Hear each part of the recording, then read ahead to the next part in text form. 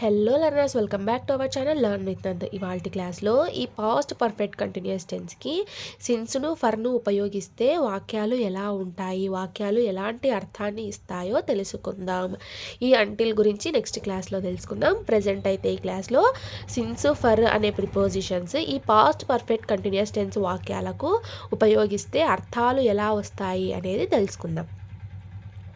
I had been working in this company since 2015. 2015 సంవత్సరం నుండి నేను ఈ కంపెనీలో ఇంకా పని చేస్తూ ఉంటిని అని అర్థం. ఐ అనేది సబ్జెక్ట్ అవుతుంది, ఫస్ట్ పర్సన్ సింగులర్ అవుతుంది. హ్యాడ్ అనేది V2 వర్బ్ అవుతుంది, బీన్ అనేది V3 వర్బ్ అవుతుంది, వర్కింగ్ అనేది V4 వర్బ్ అవుతుంది. ఇన్ దిస్ కంపెనీ సిన్స్ 2015 అనేది ఇక్కడ ఆబ్జెక్ట్ అవుతుంది. సిన్స్ 2015 అనేది మనకి ఇక్కడ స్టార్టింగ్ పాయింట్ను తెలుపుతుంది. నేను 2015 సంవత్సరం నుండి ఈ కంపెనీలో ఇంకా పని చేస్తూ ఉంటిని అని అర్థం. అంటే ఆ పని అనేది స్టార్ట్ అయి ఉంటుంది, అదేవిధంగా పాస్ట్లో ఎండ్ కూడా అయి ఉంటుంది. ఇక్కడ మనం పాస్ట్ గురించే కదా మాట్లాడుతున్నాం, ప్రజెంట్లో ఉంటూ పాస్ట్ గురించి మాట్లాడుతున్నాం. ఆ పని అనేది నేను పాస్ట్లో మొదలు పెట్టాను, అదేవిధంగా ఆ పని ఎండ్ కూడా అయ్యింది. ఎండింగ్ పాయింట్, ఫినిషింగ్ పాయింట్ మనం చెప్పం, కానీ స్టార్ట్ ఎప్పుడైతే స్టార్ట్ చేసింటామో దాన్ని మాత్రమే చెప్తుంది ఈ పాస్ట్ పర్ఫెక్ట్ కంటిన్యూస్ టెన్స్ అనేది. అర్థమైందలన్నా? ఇప్పుడు ఈ వాక్యము పాస్ట్ పర్ఫెక్ట్ కంటిన్యూస్ టెన్స్ వాక్యం కదా, ఇదే ప్రెజెంట్లో చెప్పాలి అన్నప్పుడు హ్యావ్ను ఉపయోగించాలి. I have been working in this company since 2015. 2015 సంవత్సరం నుండి నేను ఈ కంపెనీలో ఇంకా పని చేస్తూ ఉన్నాను అని అర్థం వస్తుంది. అంటే 2015 నుండి ఇప్పుడు 2025 కదా, 2025లో కూడా ఇంకా నేను ఆ పనిని కొనసాగిస్తున్నాను అని చెప్పాలి అన్నప్పుడు ప్రెజెంట్ పర్ఫెక్ట్ కంటిన్యూస్లో చెప్పాలి. అదే కదా ప్రెజెంట్ పర్ఫెక్ట్ కంటిన్యూస్ టెన్స్ అంటే అర్థం అదే కదా. పని అనేది పాస్ట్లో మొదలు పెట్టిండాలి, అది ఇంకా ప్రెజెంట్ కూడా జరుగుతూ ఉన్నట్టయితే ప్రెజెంట్ పర్ఫెక్ట్ కంటిన్యూస్ టెన్స్ని ఉపయోగిస్తారు. సేమ్ అలాగే ఇక్కడ ఏమంటే పాస్ట్ గురించి మాట్లాడుతున్నాం, మనం పాస్ట్ గురించి మాట్లాడుతున్నాం కనుక పాస్ట్లో పని అనేది జరుగుతూ ఉండింది. స్టార్టింగ్ పాయింట్ని చెప్పాలి అన్నప్పుడు సిన్స్ను ఉపయోగించాలి. డ్యూరేషన్ ఆఫ్ టైంని, పీరియడ్ ఆఫ్ టైంని చెప్పాలి అన్నప్పుడు ఫర్ని ఉపయోగించాలి. అర్థమైందా? ఇప్పుడు టైం లైన్ చూద్దాం. పాస్ట్, ప్రెజెంట్, ఫ్యూచర్ గురించి ఇప్పుడు మనకు అక్కర్లేదు. ప్రెజెంట్లో ఉన్నాము, పాస్ట్ గురించి మాట్లాడుతున్నాము. ప్రెజెంట్ ఇప్పుడు 2025, నేను 2015 నుంచి పాస్ట్లో కాబట్టి ఒక పీరియడ్ది ఒక టైం తీసుకుందాం, పాస్ట్లో ఒక భాగం తీసుకుందాం. 2015 నుండి 2020 వరకు నేను ఆ కంపెనీలో పనిచేశాను అని చెప్పాలన్నప్పుడు I had been working in that company since 2015. 2015 సంవత్సరం నుండి 2020 వరకు నేను చేశాను. ఇక్కడ 2020 అనేది మనము చెప్పమన్నమాట, ఓన్లీ స్టార్టింగ్ పాయింట్. సిన్స్ అనేది ఓన్లీ స్టార్టింగ్ పాయింట్ మాత్రమే తెలుపుతుంది. సో 2015 మాత్రమే తెలుపుతుంది, కానీ నేను ఆ కంపెనీలో పని చేసి వదిలేసినాను కూడా. ఆ కంపెనీలో నేను 2015 నుండి 2020 వరకు పని చేశాను, కానీ 2020 నుండి నేను వేరే కంపెనీలో జాయిన్ అయినాను అనేది తెలపదు. ఇక్కడ ఓన్లీ స్టార్టింగ్ పాయింట్ని మాత్రమే తెలుపుతాము. అర్థమైందా? పాస్ట్లో నేను ఆ కంపెనీలో పని చేస్తూ ఉంటిని, ఎప్పటి నుండి 2015 నుండి అని అర్థము. చేస్తూ ఉంటిని, కంటిన్యూగా ఆ పని జరుగుతూ ఉండింది అని అర్థము పాస్ట్లో. అర్థమైందా? డ్యూరేషన్ చెప్పాలి, కాలం చెప్పాలి, ఎన్ని ఇయర్స్ పని చేసినాను అని కాలం చెప్పాలి అన్నప్పుడు I had been working in that company for 5 years. 2015 నుండి 2020 వరకు 5 years అవుతుంది కదా. ఇక్కడ నుంచి ఇక్కడ వరకు అంటే స్టార్టింగ్ ఎండింగ్ రెండు తెలుపుతుంది ఫర్ అనేది. అంటే పర్ఫెక్ట్గా తెలపదు, కానీ డ్యూరేషన్ చెప్తామన్నమాట. ఇన్ని సంవత్సరాలు, 5 సంవత్సరాలు, 10 సంవత్సరాలు, 2 సంవత్సరాలు అని. అర్థమైందన్న? అంటే ఇక్కడ సిన్స్ అనేది ఇయర్ని, స్టార్టింగ్ పాయింట్ని తెలుపుతుంది, ఇక్కడ ఫర్ అనేది డ్యూరేషన్ ఆఫ్ టైంని, పీరియడ్ ఆఫ్ టైంని తెలుపుతుంది. 4 years నేను పనిచేసినాను, పాస్ట్లో 4 years ఆ కంపెనీలో పనిచేసినాను అని మీనింగ్ వస్తుంది. అంటే ఏ ఇయర్ నుంచి ఏ ఇయర్ వరకు పని చేసినావు అనేది ఇక్కడ తెలపదు. అర్థమైందా? సిన్స్ని ఉపయోగించినప్పుడు స్టార్టింగ్ ఇయర్ని మాత్రమే తెలుపుతుంది, స్టార్టింగ్ పాయింట్ని మాత్రమే తెలుపుతుంది ఈ సిన్స్ అనేది. అర్థమైందా? ఇక్కడ మనకు పని ఎప్పుడు మొదలు పెట్టామో ఉంటుంది అంతే, ఎప్పుడు ఫినిష్ అయ్యిందో ఉండదు. చాలా జాగ్రత్త. అర్థమైందా లెర్నర్స్? ఇక్కడ స్టార్టింగ్ పాయింట్ ఉంటుంది అంతేగాని ఫినిషింగ్ పాయింట్ని మనము చెప్పాము. అర్థమైందా లెర్నర్స్? ఇప్పుడు ఈ వాక్యం అనేది పాస్ట్ పర్ఫెక్ట్ కంటిన్యూస్ టెన్స్ వాక్యం అవుతుంది కదా. ఈ వాక్యాన్నే మనం ఈ టెన్స్లోనే ఎందుకు చెప్పాలి, ఇలా R2 వాక్యంగా అంటే పాస్ట్ కంటిన్యూస్ వాక్యంగా చెప్పచ్చు కదా అని మీకు డౌట్ రావచ్చు. అది కూడా చూద్దాం. ఇదేమో పాస్ట్ పర్ఫెక్ట్ కంటిన్యూస్ టెన్స్ వాక్యం అవుతుంది కదా. R2లో చెప్పాలంటే పాస్ట్ కంటిన్యూస్లో చెప్పాలంటే స్ట్రక్చర్ ఏమవుతుంది, subject plus was were plus V4 plus object కదా. Subject plus was were plus V4 plus object. I was working in that company since 2015. ఇలా సిన్స్ను ఫర్ను ఉపయోగించరాదు. ఈ సిన్స్ను ఫర్ను ఎప్పుడు ఉపయోగిస్తాము అని అంటే ఇంకా అని మీనింగ్ వస్తుంది కదా, అలాంటప్పుడు ఈ సిన్స్ను ఫర్ను ఉపయోగిస్తారు. అంతేగాని ఇలా R2 వాక్యాలకి ఈ సిన్స్ ఫర్ను ఉపయోగించరాదు.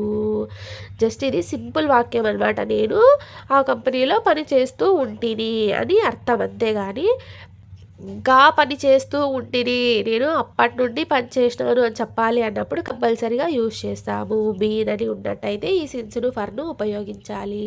అర్థమైందనా? ఇలా R2 వాక్యాలకి సిన్స్ని ఫర్ని ఉపయోగించరాదు. Teacher had been explaining since 9 AM. 9 AM సిన్స్ని ఉపయోగించాం కనుక స్టార్టింగ్ పాయింట్ని తెలుపుతుంది. సో టైం లైన్ ఇలా వేసుకుందాం.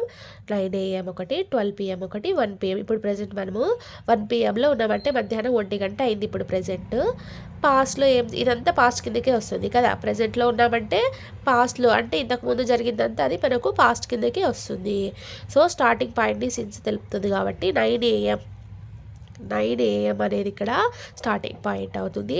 12 PM అంటే 9, 10, 11, 12 అంటే 1 దగ్గర ఉన్నాం మనము, 1 PM దగ్గర ఉన్నాము. సో ఈ 9 AM నుంచి టీచర్ ఎప్పుడు స్టార్ట్ చేసింది, 9 AM నుండి 9 AM నుండి 10 AM, 11 AM, 12 PM, 12:30 PM అంటే 9 AM నుండి ఇంకా ఎక్స్ప్లెయిన్ చేస్తూ ఉండింది అని అర్థము.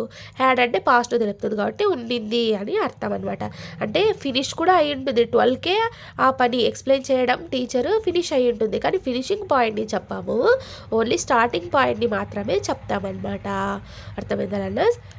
టీచరు ఎక్స్ప్లెయిన్ చేయడం స్టార్ట్ చేసింది. ఎప్పుడు స్టార్ట్ చేసింది, 9 AMకు. సో 9 AM నుండి టీచరు ఎక్స్ప్లెయిన్ చేస్తూ ఉండింది అని అర్థము. ఇంకా ఎక్స్ప్లెయిన్ చేస్తూ ఉండింది. ఎప్పటి నుండి, 9 AM నుండి. సో 9 AM నుండి టీచర్ ఎక్స్ప్లెయిన్ చేస్తూ ఉండింది అని అర్థము. ఎందుకంటే ఇక్కడ మనం ప్రెజెంట్లో 1 PM అయింది కాబట్టి 1 PM కంటే ముందు జరిగిందంతా మనకు పాస్ట్ కిందకి వస్తుంది. ఇక్కడ ఫర్ను ఉపయోగించి డ్యూరేషన్ ఆఫ్ టైంని చెప్తామన్నమాట. అది ఎలా చెప్తామంటే teacher had been explaining for 9 AM నుండి 12 PM వరకు చెప్పింది కదా. సో 10, 11, 12 అంటే 3 అవర్స్ అయింది కదా. చూడండి, డ్యూరేషన్ ఆఫ్ టైంని చెప్తామన్నమాట. ఇక్కడ నుంచి ఇక్కడ వరకు 3 అవర్స్ పట్టింది కదా. 3 అవర్స్ పట్టింది కనుక ఫర్ 3 అవర్స్ అని చెప్తాం. పీరియడ్ ఆఫ్ టైంని, డ్యూరేషన్ ఆఫ్ టైంని చెప్పాలంటే ఈ ఫర్ను ఉపయోగిస్తారు. అర్థమైందా? టీచర్ అనేది ఇక్కడ సబ్జెక్ట్ అవుతుంది, థర్డ్ పర్సన్ సింగులర్ అవుతుంది. హ్యాడ్ అనేది V2 వర్బ్ అవుతుంది. బీన్ అనేది V3 వర్బ్ అవుతుంది. ఎక్స్ప్లెయినింగ్ అనేది ఇక్కడ V4 అవుతుంది. సిన్స్ 9 AM లేదా ఫర్ 3 అవర్స్ అనేది ఇక్కడ మనకు టైంను తెలుపుతుంది. Mummy had been cooking for 5 hours. Mummy 5 అవర్స్గా కుకింగ్ చేస్తూ ఉండింది, ఇంకా కుక్ చేస్తూ ఉండింది అని ఈ వాక్యం యొక్క తెలుగు అర్థం. మమ్మీ అనేది సబ్జెక్ట్ అవుతుంది, థర్డ్ పర్సన్ సింగులర్ అవుతుంది. హ్యాడ్ అనేది V2 వర్బ్ అవుతుంది. బీన్ అనేది V3 వర్బ్ అవుతుంది. కుకింగ్ అనేది V4 వర్బ్ అవుతుంది. ఫర్ 5 అవర్స్ అనేది ఇక్కడ మనకు టైంను తెలుపుతుంది. అదే మార్నింగ్ నుండి అని చెప్పాలి అన్నప్పుడు mummy had been cooking since morning నుండి మమ్మీ కుక్ చేస్తూ ఉండింది అని అర్థము. అర్థమైందా? అంటే ప్రెజెంట్ అయితే ఈ పని జరుగుతూ ఉంది అంటే ప్రెజెంట్ పర్ఫెక్ట్ కంటిన్యూస్ వాక్యంలో చెప్పాలి అన్నప్పుడు mummy has been cooking since morning అని చెప్పవచ్చును. హ్యాస్ అంటే మనకు ప్రెజెంట్ని తెలుపుతుంది. బీన్ అనేది V3 వర్బ్ కాబట్టి ఇది పర్ఫెక్ట్ని తెలుపుతుంది. ఇక్కడ కుకింగ్ అనేది V4 కాబట్టి కంటిన్యూస్ వాక్యం అని తెలుపుతుంది అనమాట. సో ఫైనల్గా mummy has been cooking since morning అనేది ఇక్కడ perfect present perfect continuous tense వాక్యంగా తెలుపుతుంది. అర్థమైందా? ఈ సిన్స్ అండ్ ఫర్ మనకు స్టార్ట్ తెలుపుతుంది, అంటే పని ఎప్పుడు స్టార్ట్ చేసామో తెలుపుతుంది. ఫినిషింగ్ పాయింట్, ఎండింగ్ పాయింట్ని తెలుపదు. పని ఎప్పుడు పూర్తి అయిపోయింది అని ఈ పాస్ట్ పర్ఫెక్ట్ కంటిన్యూస్ టెన్స్ తెలపదు. అర్థమైందా? సిన్స్ అనేది పాయింట్ ఆఫ్ టైంని తెలుపుతుంది. ఈ ఫర్ అనేది డ్యూరేషన్ ఆఫ్ టైం లేదా పీరియడ్ ఆఫ్ టైంని తెలుపుతుంది. It had been raining for 3 days. 1 2 3 3 days వర్షం అనేది కంటిన్యూగా పడింది అని అర్థం అనమాట. 3 days వర్షం అనేది కంటిన్యూగా పడింది అని అర్థము. ప్రజెంట్లో ఉన్నాము, పాస్ట్ గురించి మాట్లాడుతున్నాం. పాస్ట్లో ఎప్పుడో 3 days కంటిన్యూగా వర్షం పడింది అన్న మీనింగ్ వస్తుంది వాక్యానికి. ఇట్ అనేది సబ్జెక్ట్ అవుతుంది, హ్యాడ్ అనేది V2 వర్బ్ అవుతుంది, బీన్ అనేది V3 వర్బ్ అవుతుంది, రైనింగ్ అనేది V4 అవుతుంది. ఫర్ 3 days అనేది ఇక్కడ మనకు డ్యూరేషన్ ఆఫ్ టైంని తెలుపుతుంది. ప్రెజెంట్లో ఉన్నాము, పాస్ట్ గురించి మాట్లాడుతున్నాం. పాస్ట్లో ఎప్పుడో 3 days వర్షం అనేది కంటిన్యూగా పడి ఉండింది అని అర్థమైందా? ఈ వాక్యాన్ని ప్రెజెంట్ పర్ఫెక్ట్ కంటిన్యూస్ టెన్స్ వాక్యంగా చెప్పాలంటే it has been raining for 3 days. అంటే పాస్ట్లో పని మొదలుపెట్టింది, అంటే రెయిన్ కురవడం అనేది పాస్ట్లో మొదలుపెట్టింది. ఇప్పుడు కూడా ఇంకా రెయిన్ వస్తూ ఉంది అని అర్థము. It has been raining for 3 days అంటే 3 రోజులుగా ఇంకా వాన పడుతూ ఉన్నది అని అర్థం వస్తుంది. పాస్ట్లో అయితే ఇట్ హ్యాడ్ అని V2 వర్బ్ని యూస్ చేస్తాము. He had been paying for 4 weeks. He అనేది సబ్జెక్ట్ అవుతుంది, థర్డ్ పర్సన్ సింగులర్ అవుతుంది. హ్యాడ్ అనేది V2 వర్బ్ అవుతుంది, బీన్ అనేది V3 వర్బ్ అవుతుంది, పేయింగ్ అనేది V4 అవుతుంది. ఫర్ 4 weeks అనేది ఇక్కడ టైంను తెలుపుతుంది. సిన్స్ ఏ మంత్ అంటే he had been paying since a month అనే వాక్యానికి తెలుగు అర్థం 1 నెల నుండి అతడు పే చేస్తూ ఉండినాడు అని అర్థం వస్తుంది కదా. పాస్ట్ గురించి తెలుపుతుంది. Raju had been reading newspaper since morning. Raju అనే వ్యక్తి మార్నింగ్ నుండి ఇంకా న్యూస్ పేపర్ను చదువుతూ ఉండెను అని అర్థమైందా? ప్రజెంట్లో ఉన్నాము, పాస్ట్ గురించి మాట్లాడుతున్నాం. పాస్ట్లో ఏదో ఒక రోజు రాజు అనే వ్యక్తి మార్నింగ్ నుండి అతడు ఇంకా న్యూస్ పేపర్ను చదువుతూ ఉండిండెను అని అర్థము.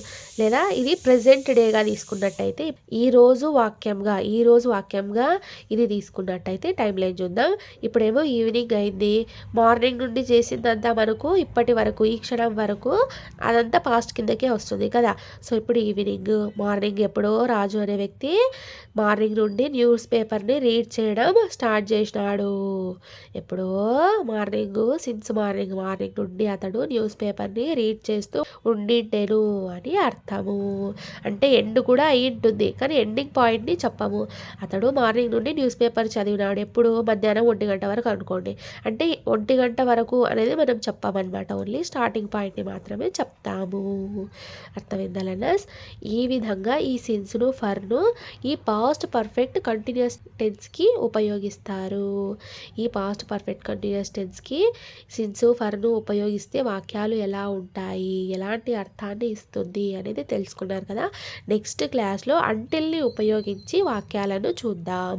పాస్ట్ పర్ఫెక్ట్ కంటిన్యూస్ టెన్స్కి అంటిల్ని ఉపయోగిస్తే వాక్యాలు ఎలాంటి అర్థాన్ని ఇస్తాయో నెక్స్ట్ క్లాస్లో చూద్దాం.